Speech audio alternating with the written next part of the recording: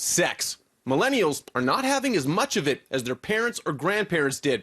In fact, according to research published in the Archives of Sexual Behavior, if you're between the ages of 22 and 37, you're having the least sex out of anybody. Been thinking about that for a little while. It's hard to believe it's true, yeah. Believe it, Google it, deny it if you want, but the numbers are in, and sex therapist Susan Wenzel agrees. There are several reasons, according to Wenzel, you might be a sexless millennial. So people are generally tired.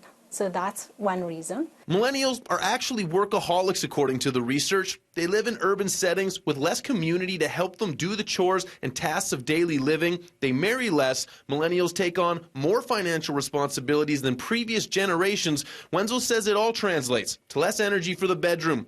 Once thought of as the hookup generation, in large part due to the popularity of dating apps, Wenzel says these apps are psychologically working against millennials, making them more anxious, giving them performance anxiety in the bedroom. You may assume that your partner has all these sexual experiences because they've been online, they've been on Tinder or any other app. So you're bringing that performance anxiety in the relationship and therefore not be yourself. You're not able to be yourself. Couple some performance anxiety with an endless supply of free pornography, and it's a perfect storm for a millennial sex drought. Porn is fantasy sex. Wenzel says viewing too much too often can create unrealistic expectations in your own sex life. So there's that expectation of, I don't want to have sex with you because it's not the sex that I've been watching online. So what's a millennial to do? From a sex expert's point of view, how does one get to a place free of anxiety, stay sexually safe and open while making sure not to derail their partner's sexual experience? First is to start communicating the sex they want.